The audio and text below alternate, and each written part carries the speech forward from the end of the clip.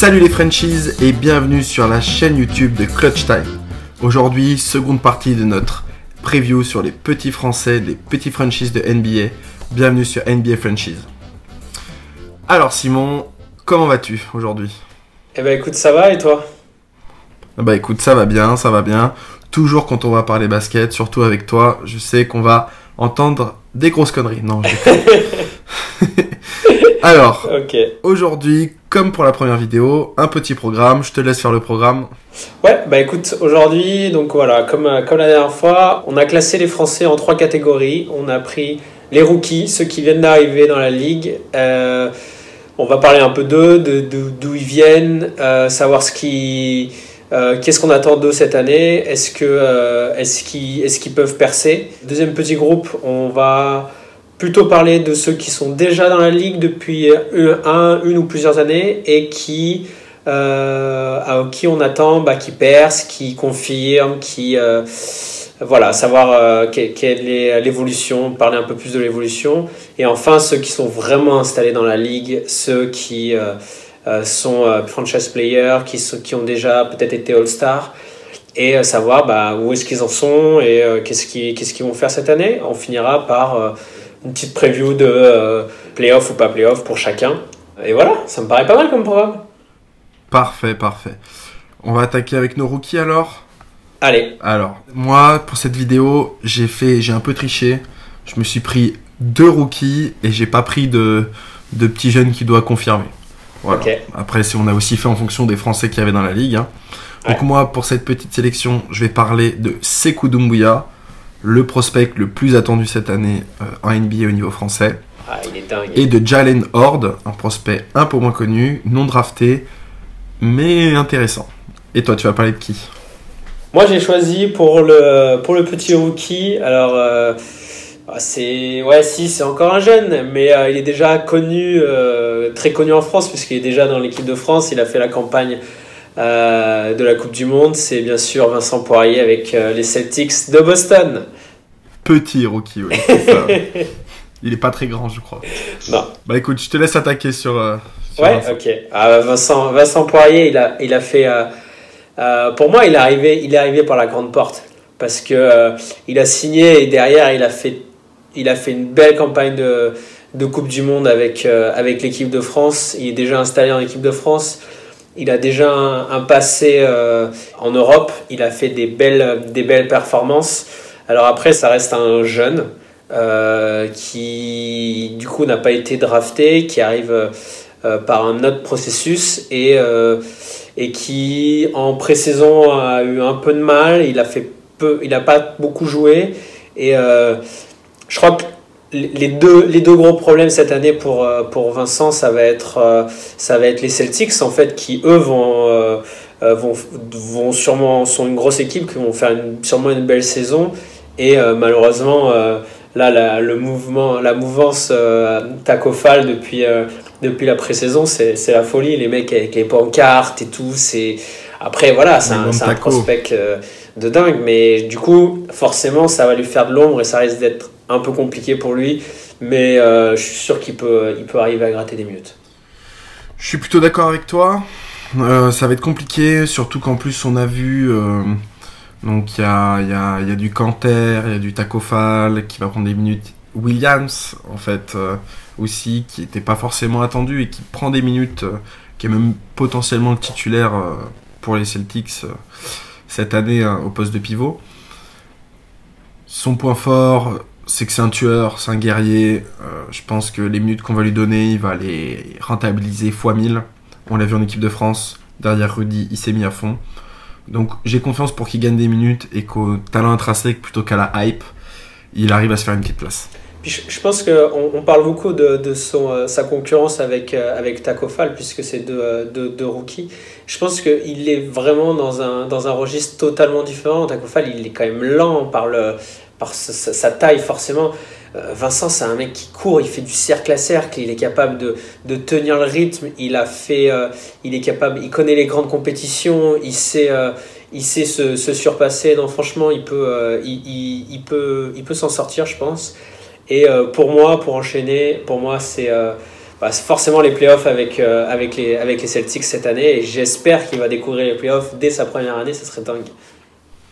Ouais, je suis d'accord avec toi. Playoffs, les Celtics sont l'équipe pour, en tout cas à l'Est. Et en espérant qu'il ait des minutes et un rôle. Qu'il se trouve un rôle en fait, avant tout. Ok. Mais je suis bien. Ouais, t'attaques sur un de tes rookies ? Allez, j'ai parlé d'un petit rookie, je vais parler du moins connu. On va commencer par le moins connu. Jalen Horde. Donc Jalen Horde, c'est un petit rookie non drafté qui s'est présenté à la draft cette année et on l'a pas drafté.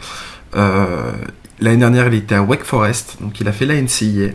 Okay. Il a fait une bonne saison, c'est 31 matchs l'année dernière pour 13,1 points, 7,6 rebonds. Il a signé un two-way contract avec Portland, qui juste après la draft en fait l'a fait signer un two-way. Il faut savoir que Portland avait qu'un seul choix de draft cette année, le 25. Et drafter Jalen Horde, j'aime beaucoup Jalen Horde, hein, mais le drafter en 25, c'était surtout qu'il y avait des gens encore dispo. Nasir Little, je crois qu'ils ont pris.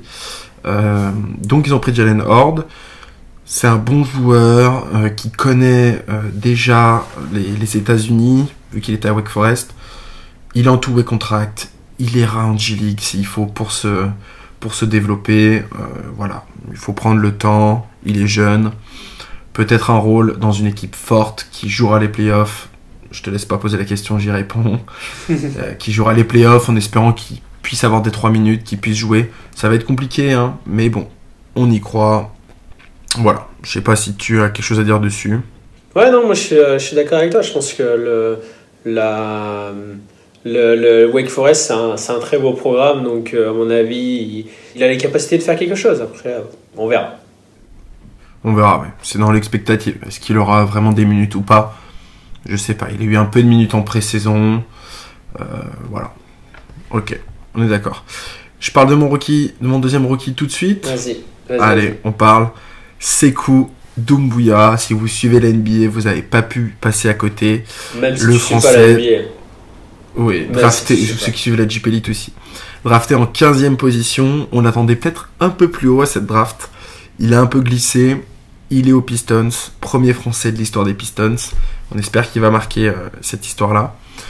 Il nous vient du CSP Limoges. L'année dernière, c'était 27 matchs joués pour 19 minutes de temps de jeu, à peu près 8 points, 3 rebonds, 7 passes. C'est un joueur qui est très jeune. C'est le plus jeune de la draft, il me semble. Et voilà, donc c'est à développer en pré-saison. Il n'a pas beaucoup joué. Je pense qu'il est avant tout pour le futur des Pistons. Un poste 3-4.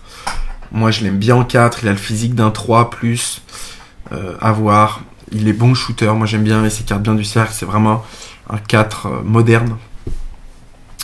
Donc, je pense qu'il peut avoir sa place. Alors, vu que dans cette équipe, il y a Blake Griffin. Alors, Blake Griffin qui est blessé pour le début de saison. Sekou aussi a des petits pépins physiques aussi. Donc, ils ne prendront pas de risque du tout. Mais bon, je pense qu'à côté de Griffin, soit en backup de Griffin, soit en 3 à côté de lui, il peut s'amuser. Il peut surtout apprendre avec un Blake Griffin qui est devenu, on a l'impression, un espèce de mentor qui sait un peu tout faire sur un terrain maintenant. Il peut vachement apprendre et je lui souhaite que ça, de prendre le meilleur de Blake Griffin et voilà. Je sais pas ce que tu en penses. Ouais, non, je suis assez d'accord avec toi. À mon avis, il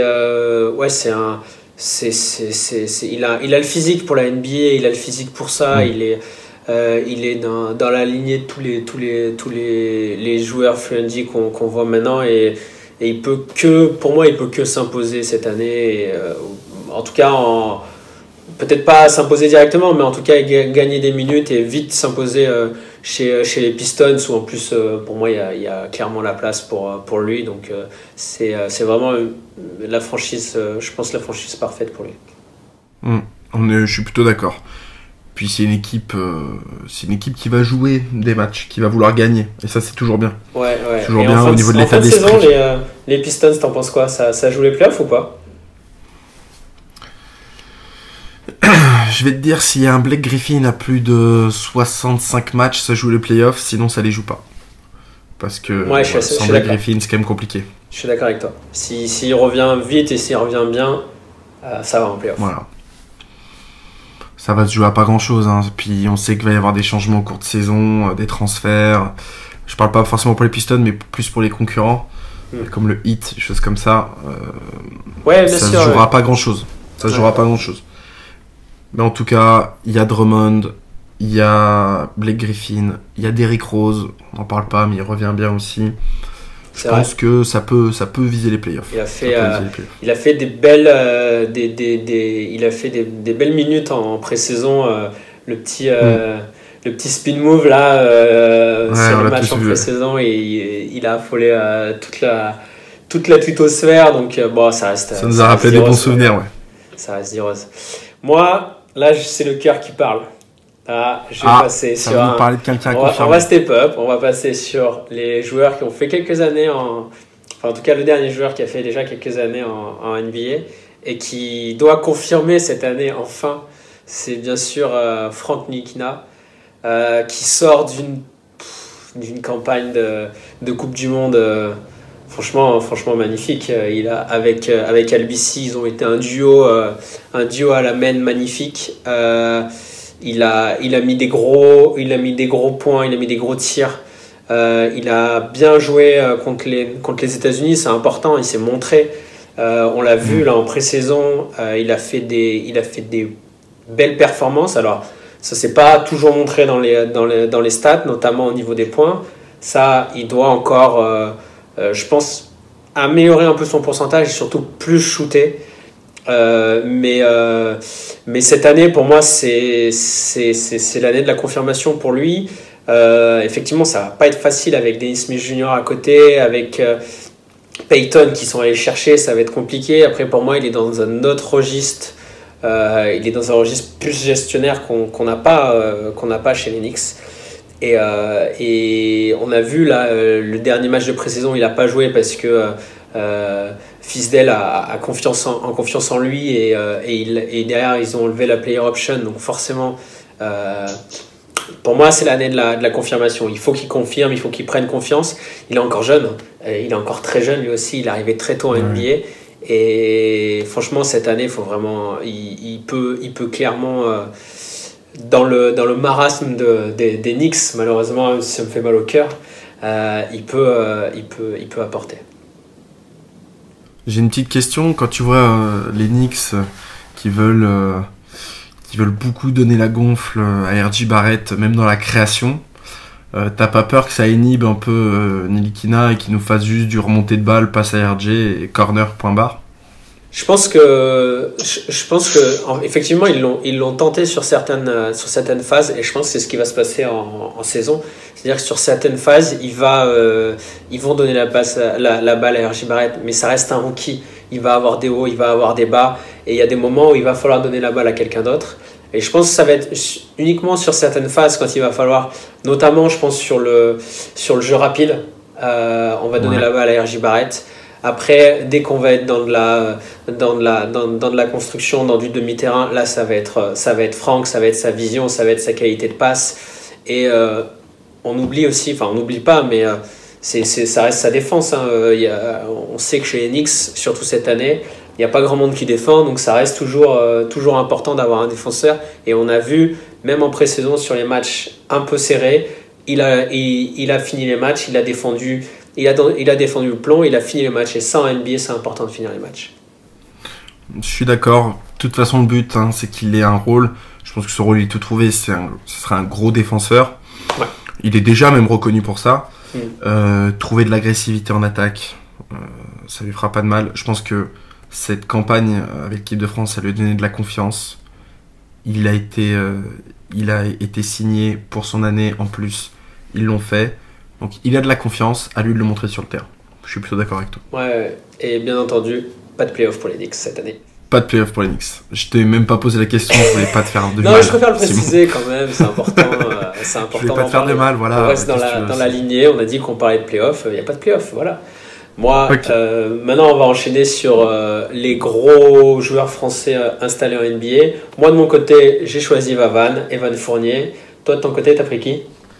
Moi j'ai choisi Nicolas Batum, le seul, l'unique. Batman. Je te laisse commencer peut-être. Ouais, j'ai commencé. Il y a un peu moins de débat sur Evan Fournier, je pense. Bah là encore, franchement, c'est un peu compliqué parce qu'il a fait, d'un côté, il a fait une telle première partie de Coupe du Monde avec l'équipe de France. Il a fait une belle saison en NBA, il a fait une belle campagne de playoff avec le Magic. Mais après, c'est vrai que beaucoup de gens se souviennent de malheureusement son match catastrophique contre l'Argentine. Donc ça a un peu entaché, je pense. Là, bon, après, voilà, la pré-saison, il a pas énormément joué, il a mis des points. Pour moi, c'est une année, c'est l'année de la continuité pour Evan. Je pense, scorer un peu plus cette année. Repasser au-dessus de la barre des 20 points de moyenne et continuer sa relation avec Vucevic, intégrer les jeunes, je pense à Markelle Fultz notamment, et avoir du leadership comme il l'a en équipe de France. Voilà. Ouais, totalement d'accord avec toi. Pas sur le fait qu'il est entaché par l'Argentine, parce que il a tellement fait une belle Coupe du Monde je sais pas. Se louper sur un match, c'est pas grave, oui, mais tu es dur, Simon, tu es dur. Moi, je suis pas dur.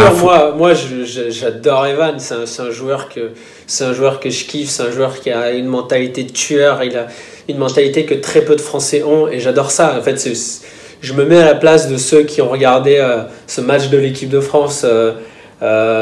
Sur France TV et qui ont vu Evan dans le dur, forcément ça renvoie une mauvaise image. Mais les fans de NBA comme nous, les fans de basket, ils savent que c'est un immense joueur.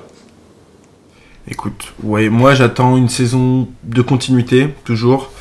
Un peu plus de scoring, mais ça passera surtout par des pourcentages un peu meilleurs. Il le dit lui-même, il n'a pas très bien tiré l'année dernière. Donc peut-être pas plus de volume, mais plus de réussite. Le Magic, c'est une équipe qui est dans la continuité aussi, intégré Markelle Fultz, ils ont gardé Vucevic, donc ça marche bien en plus entre les deux. Donc voilà, de la continuité, et à ton avis, des playoffs ou pas des playoffs? Pour moi, c'est playoffs cette année, ils sont dans la continuité. Je vais même aller plus loin, je pense qu'ils peuvent peut-être accrocher l'avantage du terrain, et surtout... Evan, je pense qu'il peut aller chercher la place en All-Star cette année, parce qu'ils l'ont donné à Vucevic l'année dernière, mais si lui il est dans la continuité et qu'il passe les 20 points de moyenne, il peut aller chercher cette place de All-Star, ça serait mérité, et qu'il continue à nous faire kiffer sur les réseaux sociaux. Voilà. Toujours. Pour le All-Star, je suis mitigé, ça va dépendre du classement, je pense, du Magic, parce que si Vucevic est encore à 25 points cette année, ce sera pour lui, hein. Quoi qu'on en dise, t'es en NBA, c'est les points qui sont clinquants, et voilà. Quoi qu'on en dise. Mais je suis pour qu'il soit All-Star, il le mérite, hein. Il suffit de regarder sa mini-série pour voir l'impact qu'il a dans son vestiaire, montrer que c'est un vrai franchise sans lettres, parce que de par la stature qu'il a actuellement en NBA. Mais je pense que dans l'équipe, il a une stature de franchise, d'exemple, de modèle. Donc voilà. Moi, pour ceux qui n'ont pas vu d'ailleurs, allez voir sa web-série Evan Fournier sur YouTube. Très intéressant. Fournier for real. Très bien, ouais, pour voir l'intérieur d'une franchise. On passe à Batman. Le quotidien d'un joueur NBA. Et ses cheveux aussi. Ouais. L'épisode 2. Très bon épisode, l'épisode 2. On va passer à moi. Ouais. Nicolas Batum. Nico Batum, 11 ans d'expérience en NBA, des hauts, des bas, en ce moment plutôt des bas, il faut le dire. Nico qui sort d'une saison décevante, hein, pas au niveau du nombre de matchs, il fait 75 matchs, sauf qu'il a joué blessé beaucoup, 31 minutes de jeu, par contre 9 petits points, 5 rebonds, ça c'est bien, 3,3 passes, c'est bien. C'est toujours les mêmes débats avec Nicolas Batum, hein. On connaît son talent, on est juste déçu au niveau des points, au niveau de l'agressivité. Moi je trouve qu'au-delà de parler de son contrat qui est vrai et gros pour quelqu'un qui fait des stats comme lui, hein, moi le problème que je trouve, j'ai l'impression qu'il s'est un peu caché l'année dernière, qu'il avait le potentiel pour être le second leader de cette équipe des Hornets derrière Kemba Walker, et je trouve qu'il s'est un peu caché. Ok, il fait du liant, ok, c'est un joueur qui est beau à voir sur un terrain. Moi, j'adore voir jouer Nicolas Batum. C'est souvent les bonnes décisions, tout ça. Mais on aimerait qu'il ait un peu plus de responsabilité. Quand on voit la pré-saison, et donc il a été blessé, gêné au tendon d'Achille, donc il n'a pas débuté certains matchs, et d'après ce qu'il dit, il serait pour être 6e homme. Je dis pourquoi pas. 6e homme, ça pourrait lui aller. Parce que de toute façon, ça permettrait de développer les jeunes. Hein, et on sait tous qu'au Hornets, cette année, depuis le départ de Kemba, ça va être développer des jeunes, hein, Terry Rozier et tout ça. Pourquoi pas Bacon aussi. Pourquoi pas. Mais il va falloir qu'il montre qu'il est plus que juste un liant qui peut prendre des responsabilités. Prendre un peu plus de points, plus de shoot, il prend très peu de shoot. En équipe de France, c'est pareil, hein, sur la Coupe du Monde, il a pris peu de shoot. Alors il y a des fois où il a un coup de chaud et c'est bien, il va mettre ses 3 points, il va agresser, et ça c'est bien. Et on aime tellement voir un Batum efficace et agressif que ça fait chier de le voir moins agressif et on a l'impression qu'il n'est pas en confiance, alors qu'il est censé être en confiance dans cette équipe. Il la connaît maintenant, ça fait longtemps qu'il y joue. Voilà, je sais pas ce que t'en penses toi.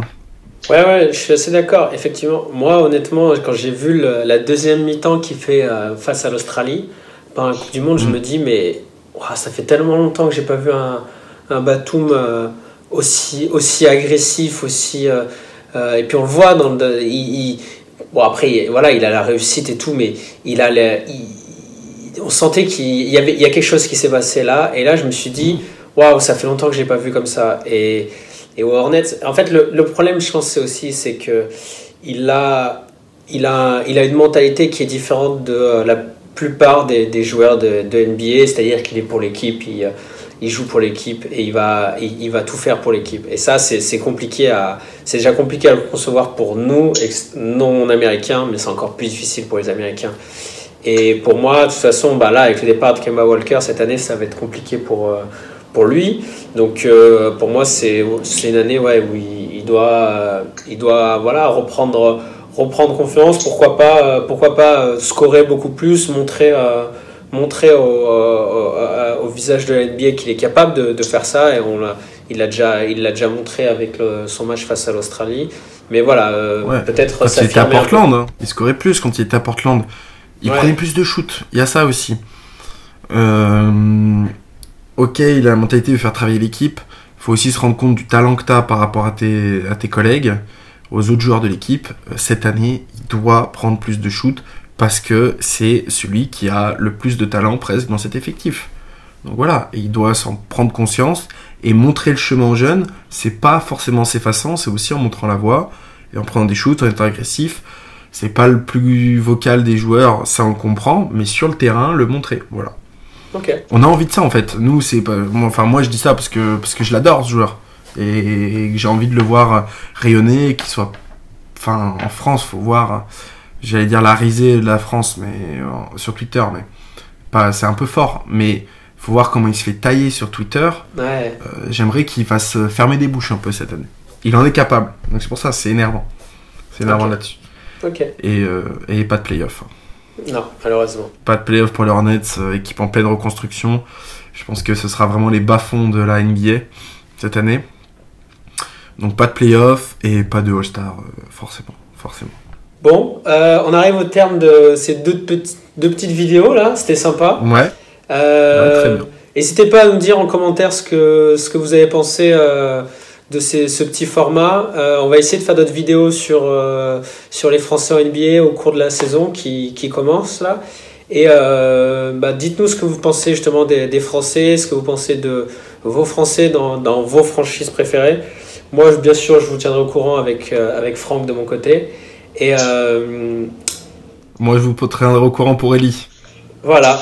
Et puis, bonne saison NBA à tous. Et avant tout, soyez clutch. Salut, Frenchies.